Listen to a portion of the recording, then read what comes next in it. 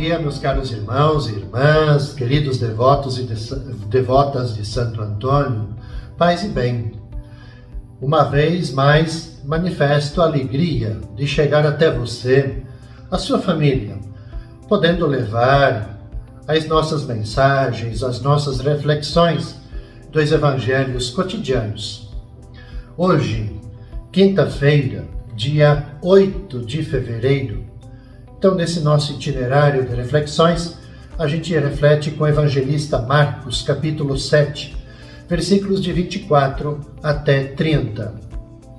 Jesus saiu e foi para a região de Tiro e Sidônia. Ele entrou numa casa e não queria que ninguém soubesse onde ele estava, mas não conseguiu ficar escondido. Uma mulher que tinha uma filha com um espírito impuro ouviu falar de Jesus. Foi até ele e caiu a seus pés. A mulher era pagã, nascida na Fenícia da Síria. Ela suplicou a Jesus que expulsasse de sua filha o demônio. Jesus disse: "Deixa primeiro que os filhos fiquem saciados, porque não está certo tirar o pão dos filhos e jogá-los aos cachorrinhos." A mulher respondeu: "É verdade, Senhor, mas também os cachorrinhos debaixo da mesa comem as migalhas que as crianças deixam cair." E então Jesus disse: "Por causa do que acabas de dizer, podes voltar para casa. O demônio já saiu da sua filha." Ela voltou para casa e encontrou sua filha deitada na cama, pois o demônio já havia saído dela. Caros irmãos e irmãs, esse trecho do Evangelho ele tem muitos detalhes, muitos pormenores. Talvez a gente não consiga refletir todos os elementos que aqui constam. De qualquer forma, primeiro, Jesus ele se encontra fora do seu costumeiro campo de missão. Mesmo assim, ele não conseguiu ficar despercebido, diz o Evangelho. As pessoas, as multidões logo descobriram onde é que ele estava. Uma senhora estrangeira descobre ele. E com um gesto de respeito, é bom que se diga isso, pede para ele a cura de sua filha possuída por um espírito impuro. Talvez, a gente pode até dizer, para testar a fé dessa mulher, Jesus como que dificulta o atendimento. Mas diante da insistência dela, cede aos seus desejos, ao seu pedido. E garante-lhe que, por sua fé extraordinária, a sua filha já está curada. Jesus, primeiro, não é um mágico que passa o tempo fazendo prodígios para causar impressões, impressionar o povo. Jesus também não é um milagreiro. O milagre, ele se dá quando a pessoa que o solicita se dispõe, como critério, a acreditar em Jesus, seguir os seus passos. Às vezes, a pessoa ela não vai além de um benefício recebido. O seu coração significa que ele ainda não está preparado para trilhar os caminhos do Senhor. Eu chamava a atenção da riqueza desse trecho do Evangelho. É bom também a gente voltar para esse diálogo da mulher cananeia com Jesus.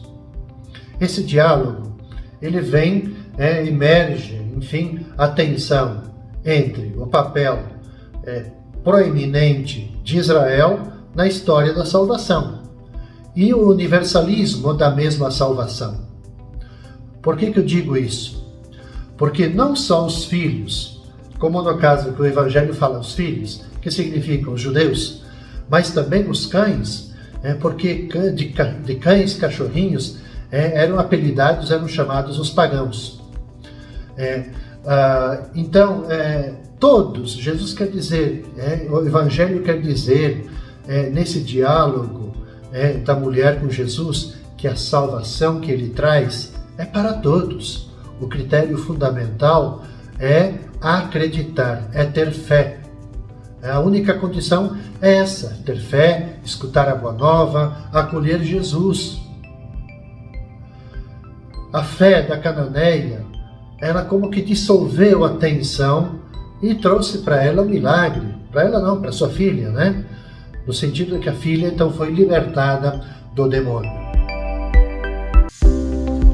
Seguindo o nosso itinerário, na sexta-feira, dia 9 de fevereiro, nós vamos rezar, vamos meditar com o Evangelho de Marcos, capítulo 7, versículos 31 até 37.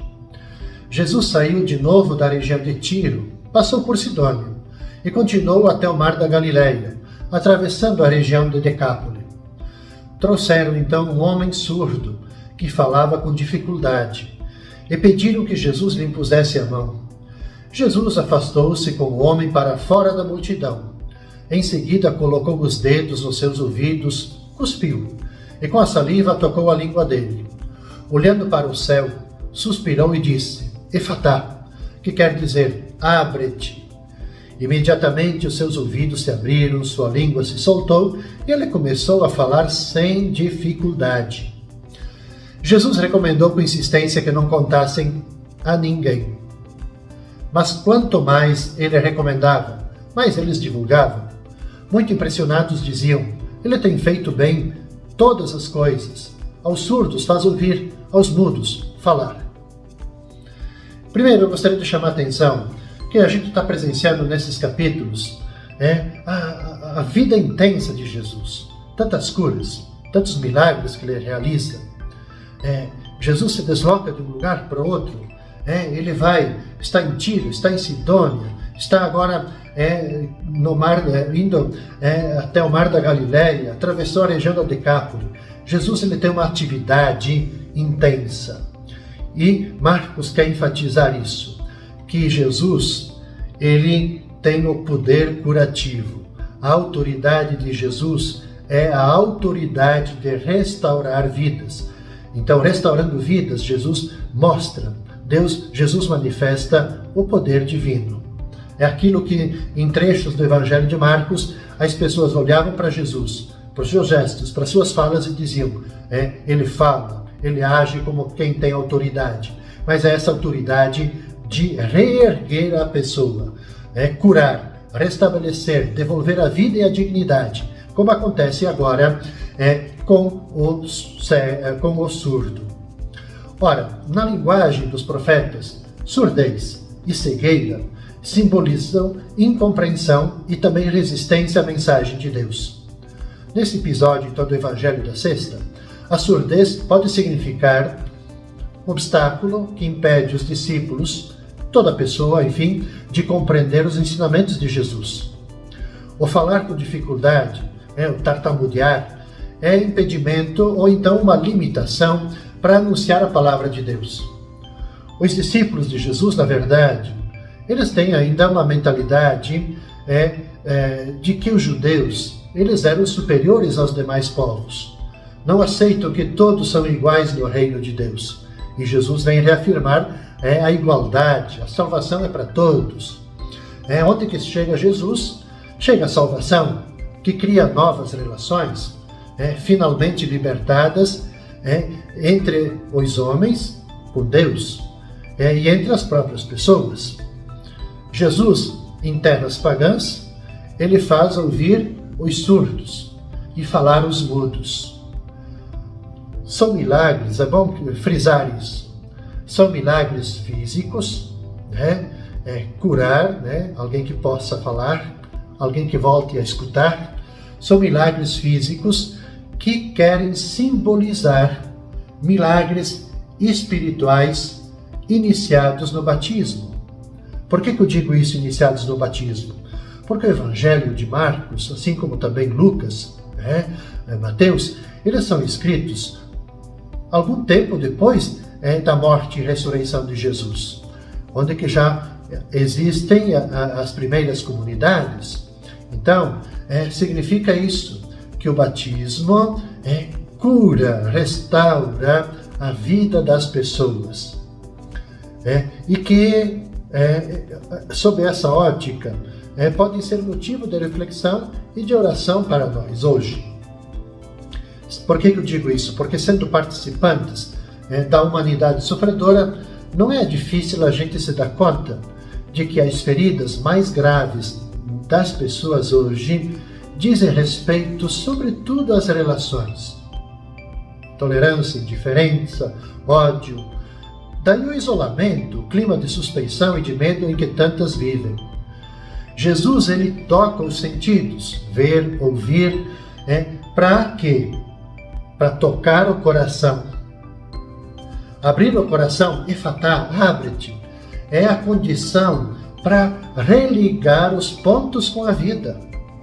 O homem precisa, todos nós precisamos nos abrir a Deus, a sua palavra, ao encontro com Ele, para se poder abrir ao encontro com os outros, ao diálogo, às relações com todos. Essa é a dinâmica do Evangelho. E no sábado, meus caros irmãos e irmãs, no dia 10 de fevereiro, meditaremos, rezaremos com o Evangelho de Marcos, capítulo 8, versículos de 1 até 10. Naqueles dias, havia de novo uma grande multidão e não tinham o que comer. Jesus chamou os discípulos e disse: Tenho compaixão dessa multidão, porque já faz 3 dias que está comigo e não tem nada para comer. Se eu os mandar para casa sem comer, vão desmaiar pelo caminho, porque muitos deles vieram de longe. Os discípulos disseram: Como poderia alguém saciá-los de pão aqui no deserto? E Jesus perguntou-lhes: Quantos pães tendes? Eles responderam: 7. Jesus mandou que a multidão se sentasse no chão. Depois pegou os 7 pães e deu graças. Partiu-os e ia dando aos seus discípulos para que os distribuíssem. E eles os distribuíam ao povo. Tinham também alguns peixinhos. Depois de pronunciar a bênção sobre eles, mandou que os distribuíssem também. Comeram e ficaram satisfeitos. E recolheram 7 cestas, com os pedaços que sobraram. Eram 4.000, mais ou menos, e Jesus os despediu. Subindo logo no barco com seus discípulos, Jesus foi para a região de Dalmanuta. Esse é o evangelho que todos nós já conhecemos, né? Está lá em Lucas também, Mateus, que é a multiplicação, né, dos pães, com suas especificidades em cada evangelista. Obviamente que aqui é um aceno para o sentido da Eucaristia, né? Mais tarde as igrejas celebram a Eucaristia, partilha do pão. Do mesmo modo que Jesus partilhou pão e peixe com os judeus, ele agora, esse detalhe importante, agora faz isso com os pagãos, que ele está nessa região dos pagãos. Esse fato, ele mostra para a gente que o Messias, ele estende a sua obra de salvação não só mais a Israel, mas agora de uma forma igual aos demais povos. Nenhum povo tem que se considerar superior ao outro. Nenhum é superior ao outro. O Evangelho mostra o quê? Que sentindo compaixão da multidão, Jesus se propõe a saciar a fome deles. Promove então, ele não faz isso sozinho, ele promove uma ação conjunta, que envolve a participação de todos, discípulos e multidão. Ele recolhe das pessoas o que pode oferecer, o pouco que cada um tem. Um pouquinho de pão, um pouquinho de peixe. O número 7, obviamente, não quer significar que eram só 7 pães, mas o número 7, na linguagem bíblica, é totalidade, ou seja, é a colaboração de cada um para alimentar a todos. Ou seja, todos que estão aí se envolvem nessa ação de um ajudar a saciar a fome do outro, um cuidar do outro. Ora, a partilha do pão é figura, como eu falava há pouco, da Eucaristia, mas também, junto com a Eucaristia, o sentido da Eucaristia é expressão de amor e vida em favor de todos. Não basta sentir compaixão pelas pessoas, pelos mais pobres. É preciso manifestar essa compaixão com gestos concretos. Nossa solidariedade. Aqui há um elemento importante. A gente não pode ficar só no desejo de querer fazer as coisas, no desejo de querer ajudar alguém. A gente precisa desejar, mas também a gente precisa mostrar em gestos concretos esse nosso desejo. A multiplicação dos pães, esse grande gesto, essa ação conjunta, a participação de todos quer mostrar isso, que com o empenho de todos, a ajuda de todos, compaixão, a solidariedade, a ação concreta de cada um, a gente pode transformar a vida das pessoas. Com o pouco que eu tenho, com o muito que eu tenho, quando isso se soma, a gente transforma a vida das pessoas. Este é o sentido da multiplicação dos pães. É de fato solidariedade, é de fato partilha, é de fato manifestação da compaixão minha para com as pessoas. Com essa meditação eu concluo, irmãos e irmãs, queridos paroquianos, devotos e devotas, o itinerário desta nossa quinta semana do Tempo Comum. Vamos nos encontrar novamente na segunda-feira, neste mesmo horário. Desejo a cada um de vocês toda a paz, todo o bem.